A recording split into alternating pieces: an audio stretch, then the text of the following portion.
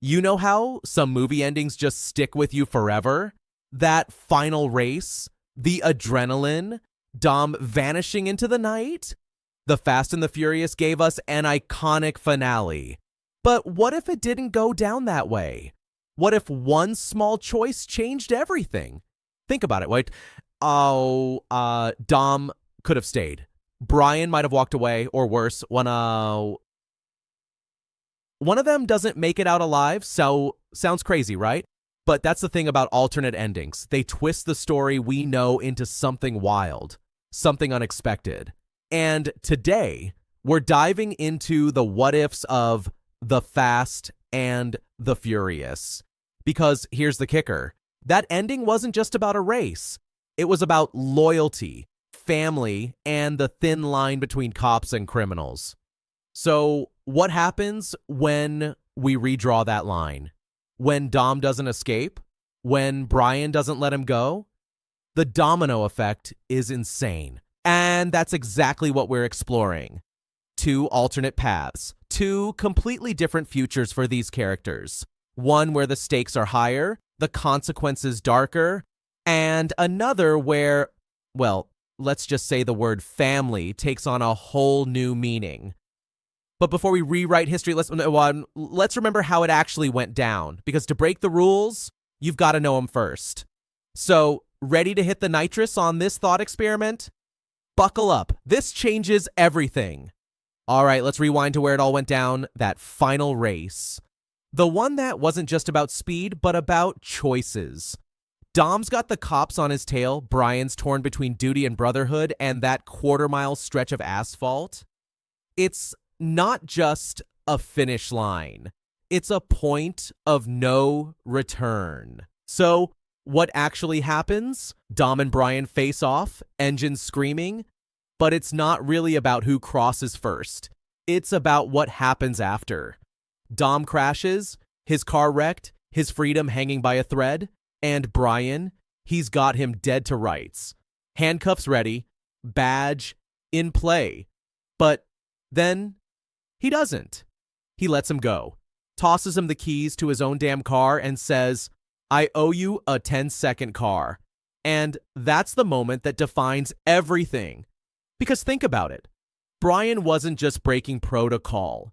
He was breaking himself out of the system, choosing Dom, choosing family over the law.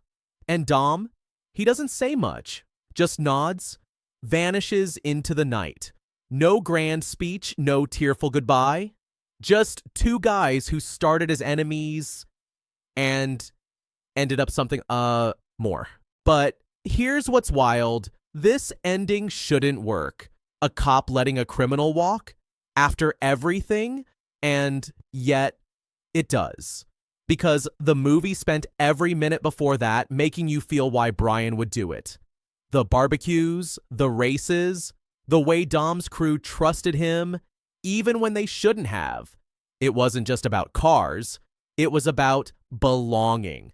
And in that final second, Brian chose where he belonged. But what if he hadn't? What if that loyalty snapped? Or worse, what if Dom didn't get away? That's where things get really interesting. Because the original ending works because it's a perfect balance. Justice isn't served, but honor is.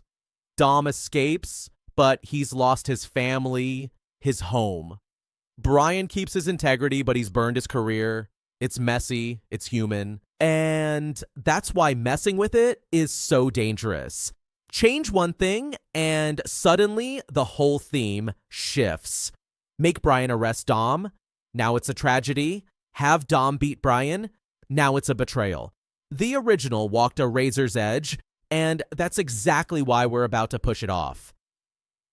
That's why I read it, sir, editor sought to see what happens when that delicate balance shatters. Because trust me, the road ahead, it's got no brakes. Picture this. The race plays out the same. Dom wrecks, Brian pulls up, tension thicker than engine smoke. But this time, Brian doesn't hesitate. No keys tossed, no last-minute redemption. Instead, he yanks Dom out of the wreck, slams him onto the hood, and cuffs him. And just like that, everything changes. Dom's not even fighting it, just stares at Brian like he's seeing him for the first time. "You're really gonna do this?" And Brian, his voice is ice. "I'm a cop. Always was." Oof. That line hurts because it unravels every backyard BBQ, every moment of trust. The family bond? Gone. But here's where it gets really messy. The arrest isn't clean. News spreads fast. Undercover cop betrays street racers.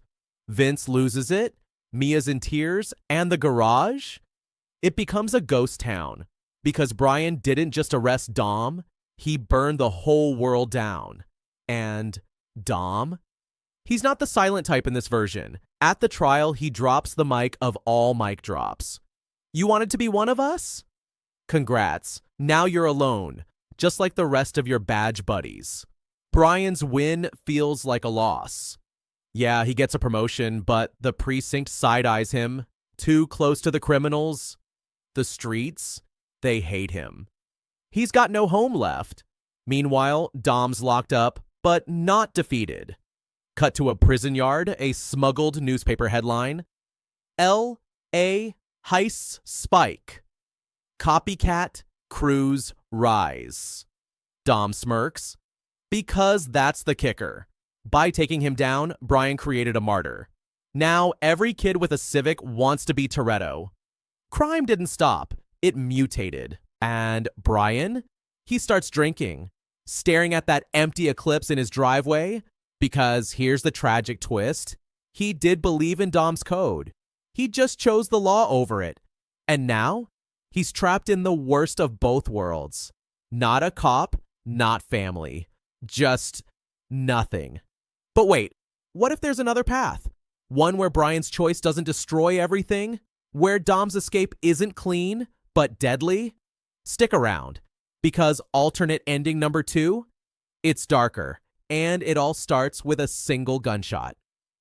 Okay, buckle up, because this one, it starts with a bang, literally. Same race, same wreck, same moment where Brian pulls up on Dom. But this time, gunfire cracks the air. Not from Brian, not from cops. Some rival crew looking to settle scores in the chaos. And Dom, he's hit. Now everything accelerates. Brian's not making a choice between law and loyalty anymore. He's making one between life and death. He drags Dom into his car, blood soaking the seats, tires screeching toward the nearest hospital. But Dom's gripping his arm hard. Not the cops. Because even now, he'd rather die free than live in a cage. And Brian breaks. He floors it to some back alley doc, the kind who doesn't ask questions. But it's too late. Dom's fading fast. And his last words? "You were always family." Cut to black. But here's where it gets really twisted. Because Dom's death doesn't end the story, it ignites it. The streets erupt. No king, no rules. Vince goes rogue. Mia vanishes. And Brian, he snaps. Turns in his badge, but not for redemption, for revenge. That Eclipse isn't a project car anymore. It's a weapon. And the final scene? Brian, alone at Dom's graveside, keys in hand. 10-second cars ready, brother. Engine revs. Cut to black again. But wait, what does this mean? Is this tragedy? Is this justice? And why does it feel like both endings lead to the same dark place, just from opposite directions? Hold that thought, because we're about to dissect exactly why these alternate paths change everything. Not just for the characters, but for us. Ready to dive deeper? The truth's coming, and it's fuel injected. Let's hit the brakes for a second and ask the real question here. What were these endings really about? Fast cars? Cop drama? Nah. Strip it all away. And this is a story about tribal loyalty in a world that demands we pick sides. Think about it. The original ending gave us a clean moral gray area. Brian chose family over law, but no one died. It was the Goldilocks zone of rebellion. Just illegal enough to feel thrilling, just honorable enough to feel right. But these alternate endings, they force us into uncomfortable territory. Because when you tweak the finale, you expose the ugly truths hiding under the hood of this whole story. Take ending number 1, the betrayal. Here, Brian choosing the badge over Dom isn't just a plot twist. It's a violation of tribal ethics. Psychologically, humans are hardwired to punish betrayers harsher than enemies. Studies on group dynamics show exile triggers the same brain regions as physical pain. And that's exactly what happens. Brian's not a cop after that. He's a ghost. The system doesn't trust him. The streets despise him. He broke the oldest rule. You don't turn on your own. But ending number 2, the last ride, that's a darker mirror. Dom's death twists the family ideal into something toxic. Brian's revenge path isn't noble. It's self-destruction disguised as loyalty. Ever heard of blood debt cultures? Where vengeance becomes a sacred duty. This isn't justice. It's a feedback loop of violence, and Brian's trapped in it. And that's the paradox. Both alternates lead to isolation, just from opposite directions. Betray the tribe. You're alone. Worship it blindly. You lose yourself. The original ending worked because it cheated. It let Brian have both. But real life demands choices. Which begs the question, is the family code just another kind of prison? Dom's crew preached freedom, but their rules were just as rigid as the LAPD's. Break trust, exile, question orders, heresy. Sound familiar? It's almost cult-like. And that's where this gets really interesting. Because the Fast Saga's obsession with family isn't just cool one-liners, it's tapping into a primal human tension. We crave belonging, but chafe under its demands. These alternate endings expose that friction. So here's the kicker. Maybe the real villain was never the cops or the law. Maybe it was the idea that you can't belong to both worlds. That loyalty must be absolute. That family means no exits. But what if there's a third path, one the movies never showed? And hey, maybe you've got ideas. Hit the comments. Let's talk about where your loyalty lines would break. As for the real finale, well, that's a story for another day. Rev the engine. We're not done yet. So here we are, after all those alternate realities, all those shattered loyalties and moral gray zones. What's left? One undeniable truth. The Fast and the Furious was never just about cars. It was about the choices we make when the rubber meets the road. When there's no time to think, only to act. And that's the real magic of these what-if scenarios. They hold up a mirror to the original story and force us to ask, what would I have done? Would you have tossed Dom the keys like Brian? Slammed the cuffs on him? Or would you have panicked, frozen, failed the test entirely? There's no right answer, and that's what makes it so addictive to think about. But here's where you come in, because this isn't just my exploration, it's ours. First, hit those comments. I want to hear your alternate ending. Would Dom have survived if Brian made different moves? Could there have been a third path where no one got hurt? Or do you think the tragedy was inevitable, that some bonds have to break? Drop your wildest theories, your hottest takes.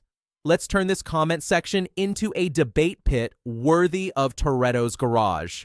Second, if your brain's still revving from this breakdown, smash that like button.